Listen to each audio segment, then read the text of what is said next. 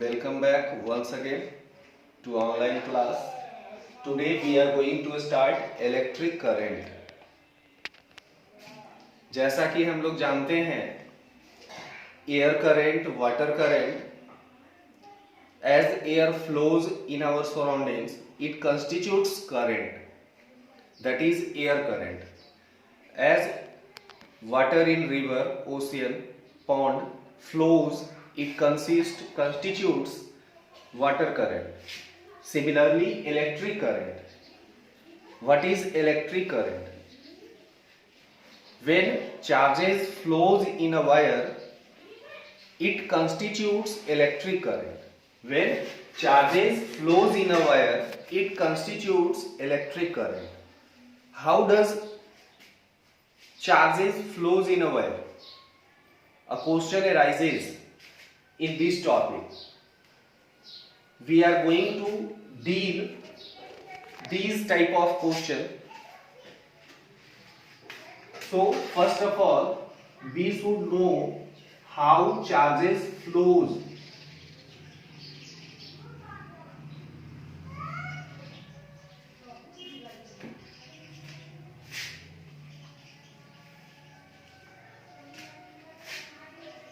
For this, we take two metallic sphere, suppose P and other one N.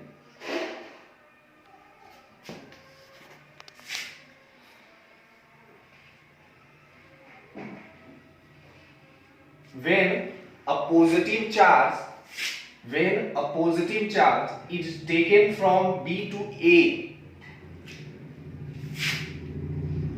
then it experiences a force, that is attractive or repulsive force. It attracted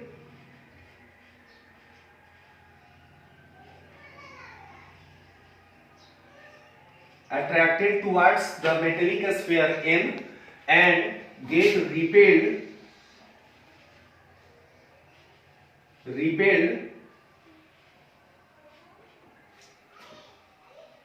by P.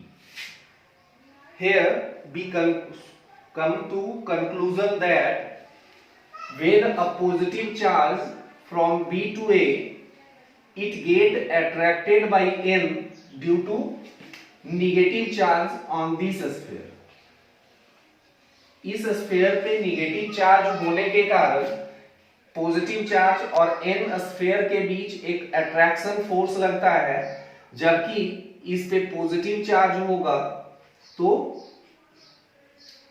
इस पे repulsive force act करता है। ऐसा होने के कारण हम लोग कह सकते हैं, या as positive charge moves towards P, work done increases. As positive charge moves towards P, work done increases, while as positive charge moves towards N, work done decreases. So we can say that positive charge have higher potential.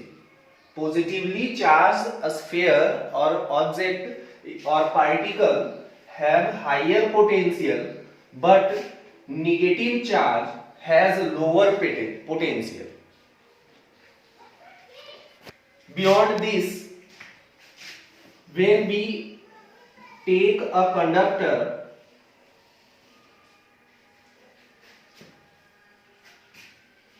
previously we have studied about kinetic theory of matter.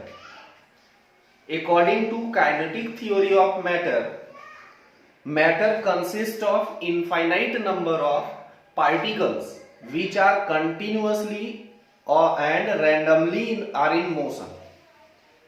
जो भी particles इस matter में होता है वो continuously और randomly motion में होता है।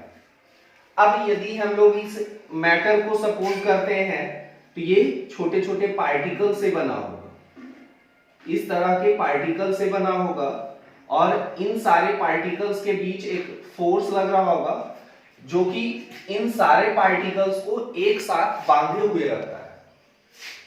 when we placed when these particles are constitutes a matter, then according to kinetic theory every particles in matter are in motion, that is it possesses kinetic energy. अब यहां पर जो atom है ये electron को लूज करता है। अब इलेक्ट्रॉन लूज होगा, these are called free electrons. These free electron moves randomly as atom releases electron or energy, it becomes positively charged species. Positively charged species moves around its axis or moves around its mean position, but electron moves randomly inside the conductor or wire. When we place this conductor in electric field region, when this conductor is placed in electric field region, this is the region of electric field in which conductor is being placed. पहले conductor में जो free electron था वो continuously और randomly motion में था। जैसे ही हम लोग इलेक्ट्रिक फील्ड में रखते हैं तो क्या होगा, उसके लिए इलेक्ट्रिक फील्ड होता क्या है, तो जैसा कि हम लोग पढ़े होंगे पहले ग्रेविटेशन में कि जब एक प्रकार का वैसा रीजन जिसमें किसी मास को रखा जाए तो ये किसी दूसरे मास के कारण इस पे एक फोर्स एक्सपीरियंस होता है जिसको हम लोग ग्रेविटेशनल फोर्स कहते हैं। जिस रीजन में ऐसा होता है उस रीजन को हम लोग ग्रेविटेशनल फील्ड कहते हैं। सिमिलरली जब हम किसी चार्ज पार्टिकल को किसी रीजन में रखते हैं और चार्ज पार्टिकल फोर्स एक्सपीरियंस करता है तो इसी रीजन को हम लोग इलेक्ट्रिक फील्ड कहते हैं। दोनों एक जैसा है, सिर्फ मास और चार्ज में अंतर है। यहां पर मास के कारण फोर्स लगता है। यहां पे हम लोग पहले भी पढ़ चुके हैं कि हमारे यूनिवर्स में सिर्फ दो ही तरह का फोर्स होता है, एक ग्रेविटेशनल फोर्स और एक इलेक्ट्रोस्टैटिक फोर्स। तीसरा जो फोर्स न्यूक्लियर फोर्स होता है जो कि बहुत कम रेंज उसका है, लेकिन हमारे लिए हमारे यूनिवर्स में सिर्फ ग्रेविटेशनल फोर्स और इलेक्ट्रोस्टैटिक फोर्स का रेंज लॉन्ग रेंज ऑर्डर होता है। इसलिए हमारे पास दो तरह का फील्ड मिलता है, एक ग्रेविटेशनल फील्ड और एक इलेक्ट्रिक फील्ड। जैसे हम इस पेन को जैसे ही यहां से ड्रॉप रिलीज करेंगे तो रिलीज करने के बाद ये अर्थ के द्वारा अट्रैक्ट कर लिया जाता है। क्यों? तो क्योंकि अर्थ सरफेस के पास मास है जो कि बहुत ज्यादा है और इस पेन की तुलना में, और जैसे ही हम इस पेन को रिलीज करते हैं तो अर्थ सरफेस इस पे फोर्स लगा रहा होगा और ये पेन अर्थ सरफेस पे फोर्स लगाता है। और ऐसा होने के कारण चूंकि अर्थ का मास बहुत ज्यादा है इसलिए अर्थ इस पेन को अट्रैक्ट कर लेता है। तो अर्थ सरफेस एक डिफिनिट रेंज बनाता है। उस डिफिनिट रेंज में वो क्या करता है, किसी भी ऑब्जेक्ट पे फोर्स अप्लाई करता है। तो उसी रेंज या रीजन को हम लोग ग्रेविटेशनल फील्ड कहते हैं। सिमिलरली जब हम मान लिए कि ये चार्ज पार्टिकल है, इस चार्ज पार्टिकल को हम कहीं पे रखें अपने सराउंडिंग्स में और चार्ज पार्टिकल पे फोर्स लगे, फोर्स लगने का मतलब इसमें मोशन आए, जैसे अट्रैक्शन हुआ था। तो अट्रैक्शन या रिपल्सन हो इसमें, तो ये चार्ज पार्टिकल पे फोर्स एक्सपीरियंस हुआ तो किसी ना किसी दूसरे चार्ज पार्टिकल के कारण हुआ होगा। तो इसके सराउंडिंग्स जहां पे हम रखते हैं कुछ रीजन में, तो उस रीजन को हम लोग इलेक्ट्रिक फील्ड कहते हैं। तो सेम उसी प्रकार से जब हम लोग कंडक्टर को या अपने जो अभी हम लोग पीछे देखे थे, तो इस कंडक्टर को जब हम इलेक्ट्रिक फील्ड में रखें तो इलेक्ट्रिक फील्ड के कारण इन इलेक्ट्रॉन पे, फ्री इलेक्ट्रॉन्स पे या चार्ज पार्टिकल पे या चार्ज कैरियर्स पे एक फोर्स एक्सपीरियंस होगा। अब जैसे ही ये फोर्स इस पे अप्लाई होना शुरू हो जाता है तो इलेक्ट्रिक फील्ड के फोर्स, इलेक्ट्रिक फील्ड के रीजन में होने के कारण जो कंडक्टर में फ्री इलेक्ट्रॉन रैंडमली मूव कर रहा था, यहां पर हम लोग पहले देखे थे कि रैंडमली मूव कर रहा था, लेकिन जैसे ही हम इसको इलेक्ट्रिक फील्ड में रखे तो इलेक्ट्रिक फील्ड में रखने के कारण ये जो रैंडम मोशन था इलेक्ट्रॉन का ये यूनिडायरेक्शनल हो जाता है, यानी कि यूनिडायरेक्शनल हो जाता है। इस प्रकार से मूवमेंट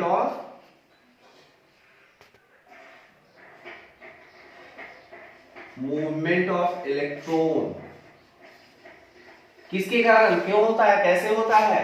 तो जब हम लोग किसी तरह का कंडक्टर लेते हैं तो कंडक्टर में according to kinetic theory electrons are continuously and randomly are in motion, लेकिन जैसे ही हम इसको इलेक्ट्रिक फील्ड में रखते हैं तो ये इलेक्ट्रिक फील्ड के कारण इस फ्री इलेक्ट्रॉन पे एक फोर्स अप्लाई होता है, जिसके कारण जो भी रैंडम मोशन था वो यूनिडायरेक्शनल मतलब एक डिफिनिट डायरेक्शन में मूव करना शुरू कर देता है।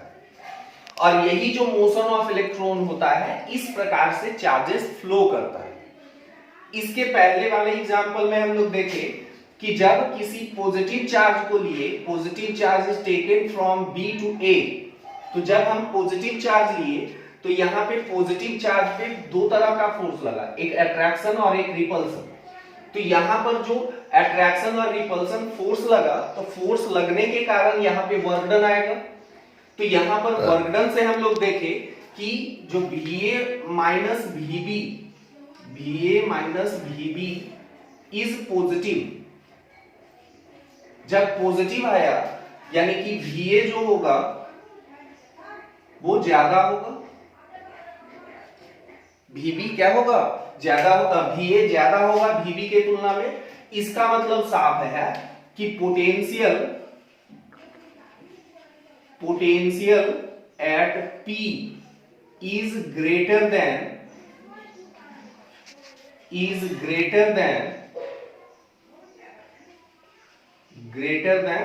N। क्यों, कैसे हुआ? तो यहां पर जब charge particle as one moves positive charge towards P, work done increases, while as one moves positive charge towards N, work done decreases. और वर्क डन इंक्रीज और डिक्रीज करने के कारण पोटेंशियल पीक पे क्या होगा, हाइयर होगा, ज्यादा होगा, किसके तुलना में? तो N के तुलना में। तो सिमिलरली हम लोग यहां से एक कंक्लूजन निकाल सकते हैं कि potential at positive charge is greater than negative charge. Positive charge is greater than negative charge.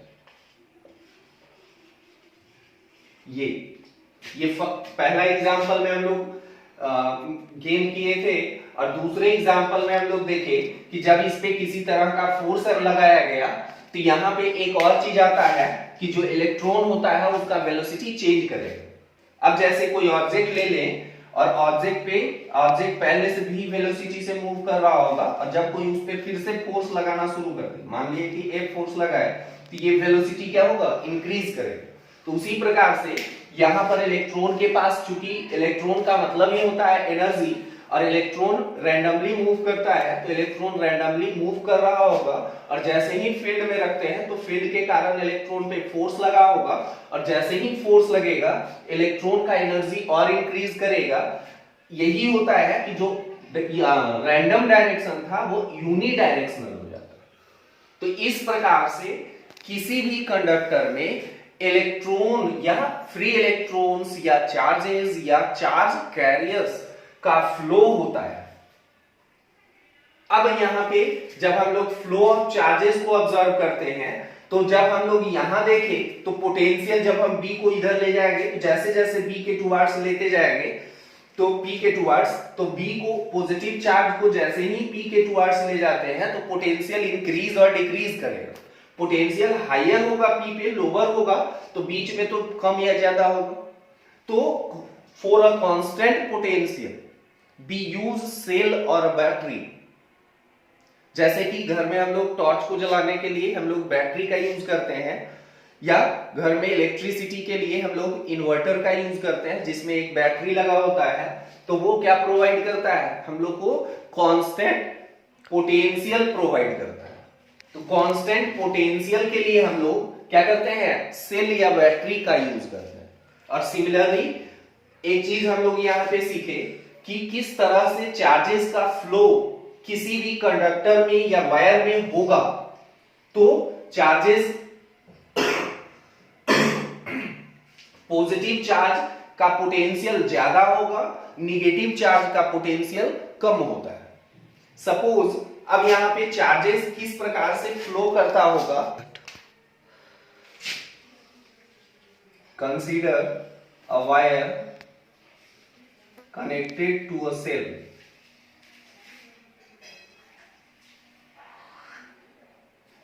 A, C, B. A is positive terminal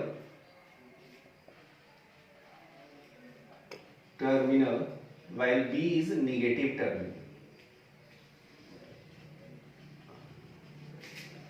यहां पर हम लोग एक वायर लिए और वायर को हम लोग किसी सेल से जोड़ दिए। तो सेल का जो पॉजिटिव टर्मिनल है ए है और सेल का नेगेटिव टर्मिनल बी है। जैसे ही हम वायर को सेल से कनेक्ट करेंगे तो सेल से कनेक्ट करने के कारण यहाँ पे पॉजिटिव, यहाँ पे फ्री इलेक्ट्रॉन्स जो होता है वो फ्लो करना शुरू कर देता है। यानी कि फ्री इलेक्ट्रॉन्स का जो फ्लो होगा कैसे होगा, किस प्रकार से होगा, तो चूंकि हम लोग पहले पढ़ चुके हैं कि पोटेंशियल एट ए, पोटेंशियल ए पे, ए कहने का मतलब पॉजिटिव चार्ज, सेल के पॉजिटिव चार्ज का पोटेंशियल, पॉजिटिव चार्ज का पोटेंशियल क्या होता है, हाइयर होता है निगेटिव के तुलना में। तो potential at A is greater than potential at B. As we know that, जैसा कि हम लोग जानते हैं कि जब किसी भी एनर्जी का फ्लो होता है, जैसे घर में गर्म दूध को ठंडा करने के लिए हम लोग बाल्टी से भरे कंटेनर में उसको रखते हैं, तो एनर्जी का एक्सचेंज होता है। एनर्जी हायर लेवल से लोअर लेवल के टुवर्ड्स एक्सचेंज होता है। तो एक्सचेंज यानी कि इलेक्ट्रॉन का भी एक्सचेंज होगा। उसी प्रकार से जब हम वायर को सेल से कनेक्ट किए तो कनेक्ट करने के बाद यहां पे इलेक्ट्रॉन का मूवमेंट, चार्जेस का मूवमेंट या चार्ज कैरियर्स का मोशन शुरू होता है toward from B to A. B पे जो इलेक्ट्रॉन होगा ये मूव करना शुरू कर देगा ए के टुवर्ड्स।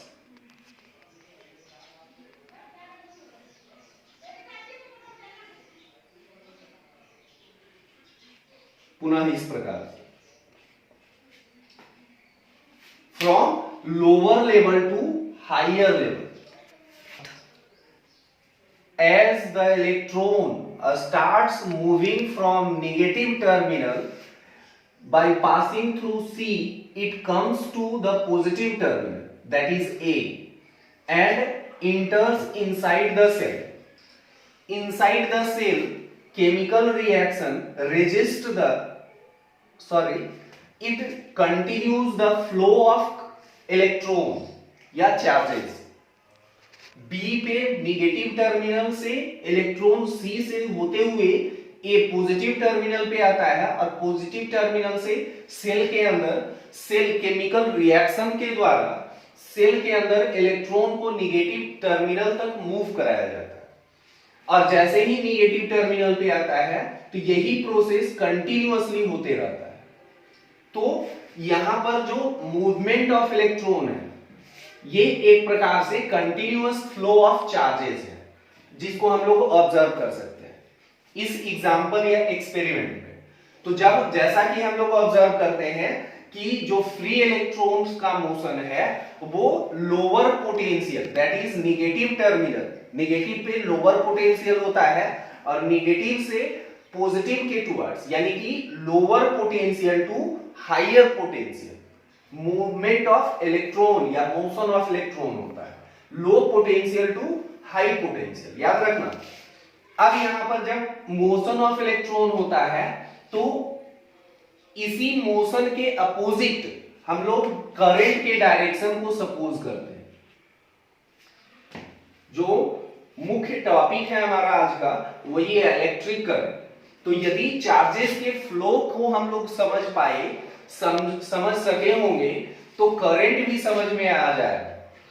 तो उसके लिए जैसा कि हम लोग देखें कि इलेक्ट्रॉन कंटिन्यूअसली इस सर्किट में या इस वायर में इसी इलेक्ट्रॉन चार्जेस का फ्लो हो रहा है और इसी चार्जेस के फ्लो को हम लोग इलेक्ट्रिक करंट डिफाइन करते हैं।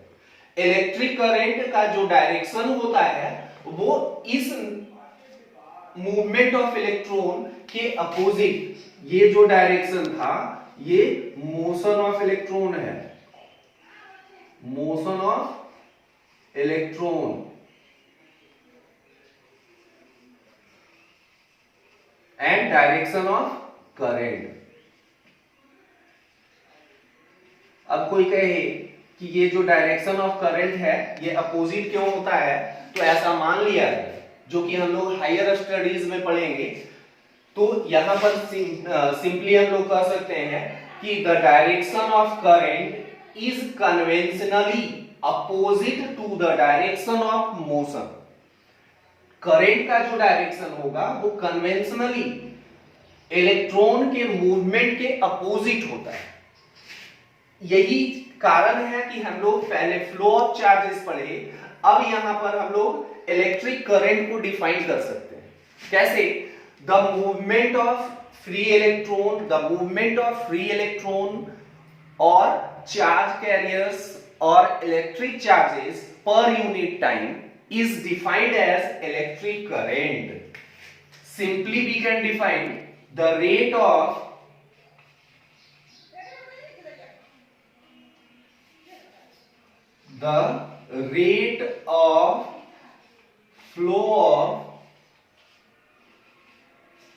flow of electric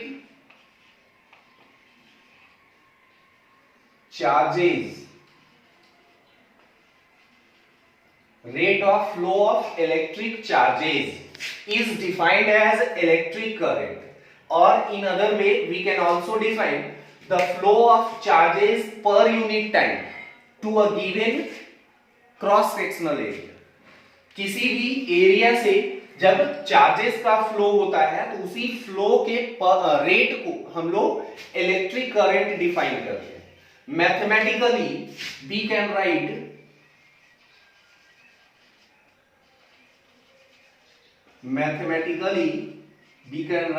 I is equal to Q by T. I is equal to Q by T. I is here indicates the magnitude or amount of current flowing in a circuit. Q is the amount of charge and T time in per unit time. तो यहां पर हम लोग mathematically इस प्रकार से electric current को represent कर सकते हैं।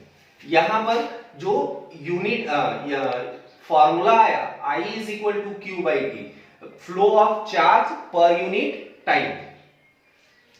जो इलेक्ट्रिक करंट हम लोग देखें तो इसी electric current is a scalar quantity. अब यहां पर एक बात ध्यान देने वाली है कि अभी जब हम लोग करंट के बारे में पढ़े तो रेट ऑफ फ्लो चार्जेस को करंट डिफाइन किए, यहां पर इस फिगर में या इस एक्सपेरिमेंट में हम लोग करंट के डायरेक्शन को भी फाइंड आउट किए। और जब हम लोग यहां पे समझे कि करंट के पास डायरेक्शन है तो in spite of having direction electric current is a scalar quantity. समझ में आता है? डायरेक्शन होने के बाद भी करंट क्या है? A scalar quantity, because it do not follow vector law of addition. Direction यानी कि यदि ये वेक्टर है तो vector law of addition, vector rule को फॉलो करना चाहिए, जो कि करंट नहीं करता है। और वेक्टर रूल को फॉलो नहीं करने के कारण इलेक्ट्रिक करंट क्या है? अ स्केलर क्वांटिटी है। electric current is a scalar quantity and its unit is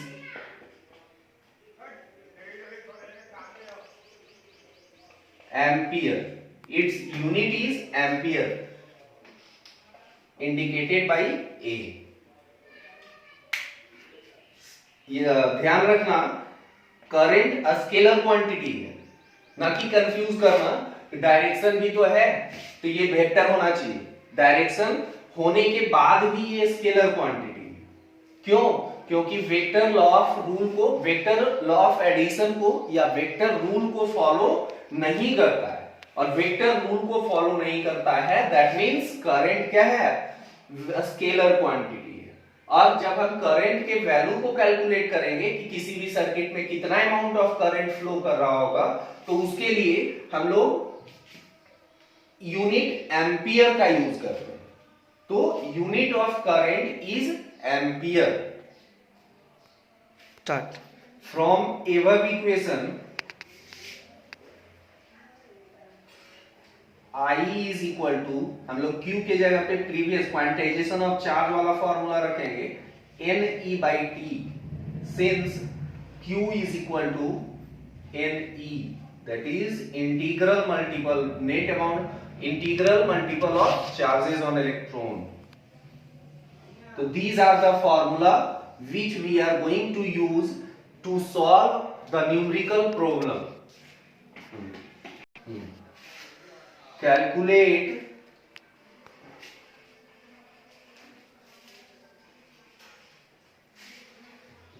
the current in a wire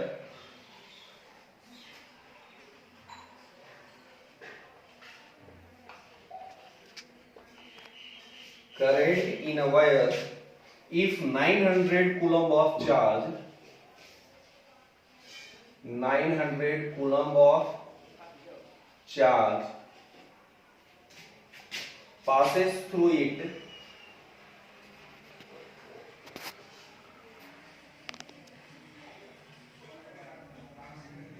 in 10 minutes.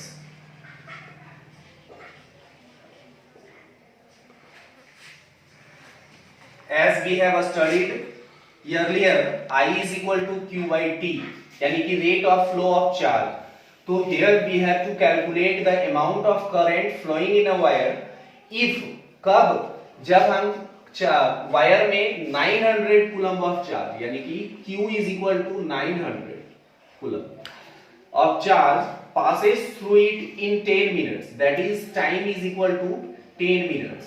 तो हम लोग इसको SI यूनिट में चेंज करेंगे। पहले ध्यान देना, हमेशा जब भी हम लोग न्यूमेरिकल को सॉल्व करते हैं तो सॉल्व करते समय हम लोग यूनिट में SI यूनिट में चेंज करते हैं। तो जब हम इसको SI यूनिट में चेंज करेंगे तो ये क्या हो जाएगा? 10 into 60 सेकेंड, यानी कि मिनट को सेकेंड में चेंज करेंगे।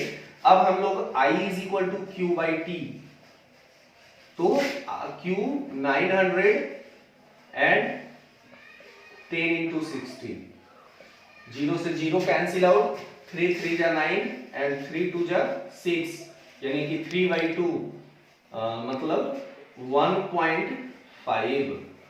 क्या? Unit of current, that is ampere, 1.5 ampere. By this method we can solve the numerical problem related to the topic electric current. So a student you all have to solve the question of your book